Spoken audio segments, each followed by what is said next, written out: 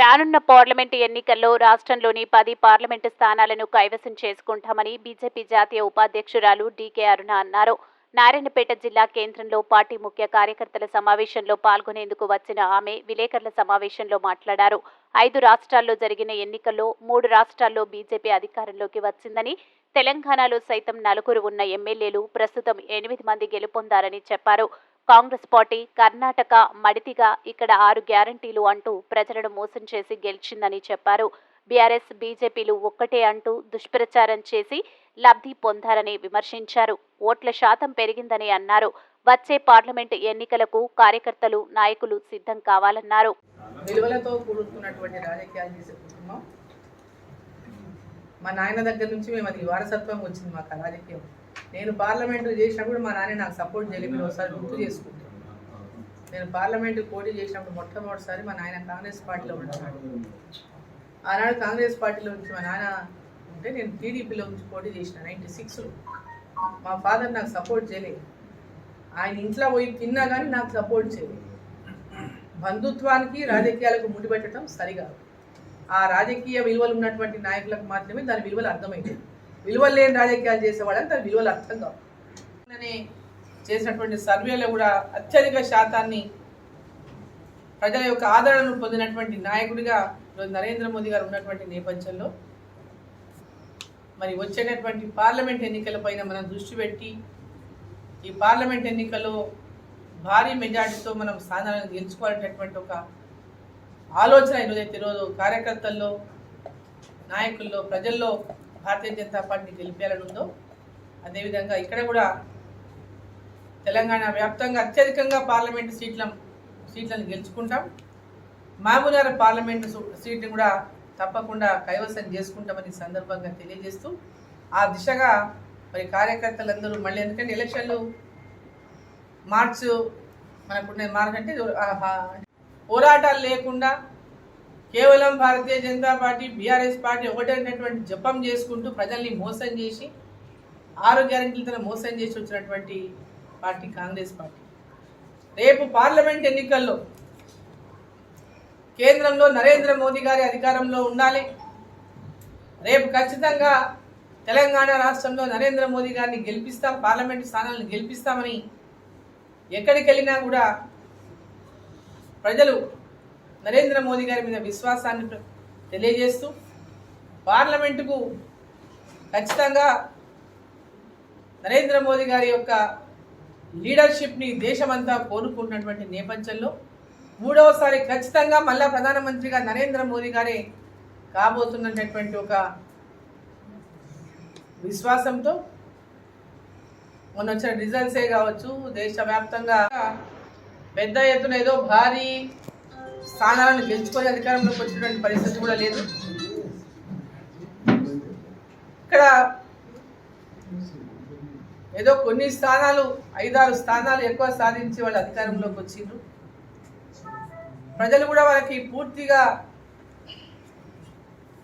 Congress party ఏదో మనకు మేలు చేస్తున్నటువంటి విశ్వాసం కాకుండా తెలంగాణలో బీఆర్ఎస్ పార్టీ పైన ఉన్నటువంటి వ్యతిరేకత, వాళ్ళ పార్టీ ఎమ్మెల్యేల పైన ఉన్నటువంటి వ్యతిరేకత, తెలంగాణ వ్యాప్తంగా 10 సంవత్సరాల అధికారంలో ఉండి ప్రజల్ని మోసగించిండ్రు, తెలంగాణను దోచుకున్నారు, అవినీతి పాలు చేసిండ్రు, అప్పుల పాలు చేసినటువంటిది పెద్ద ఎత్తున భారతీయ జనతా పార్టీ పోరాటాలు చేసి ప్రజల లోపల పెద్ద ఎత్తున ప్రభుత్వ వ్యతిరేక పోరాటాలు చేసి ప్రభుత్వ యాంటీ ఇన్కంబెన్సీని ప్రభుత్వం పైన భారతీయ జనతా పార్టీ క్రియేట్ చేస్తే కర్ణాటకలో 5 గ్యారంటీలతో పక్క అక్కడ ప్రజల్ని మోసం చేసి సరిగ్గా అమలు కాకపోయినా మళ్ళీ ఇంకొక గ్యారంటీ ఎక్కువ 6 గ్యారంటీలని తెలంగాణ ప్రజల్ని,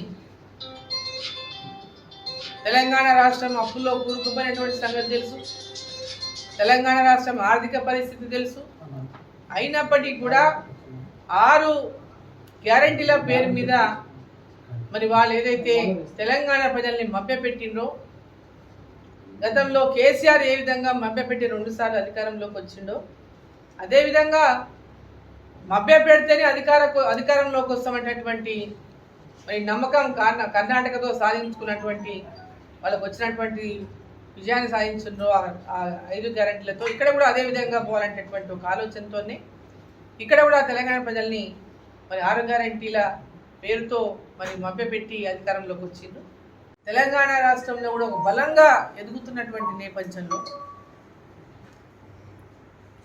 చాలా భారతీయ జనతా పార్టీ ప్రతి ఒక్క జిల్లాలో బలోపేతమైనటువంటి సందర్భంలో ఆనాడు ఇక్కడ ఉన్నటువంటి అధికార party Congress party MIM party లోపల అందరూ కూడా వీళ్ళు ఒకటిగా భారతీయ జనతా పార్టీకి ఎట్లయినా అడ్డుకట్ట వేయాలి, ఎట్లయినా భారతీయ జనతా పార్టీ ఎదగకుండా ఇక్కడ బలపడకుండా అడ్డుకోవాలనేటువంటి ఒక లక్ష్యంతో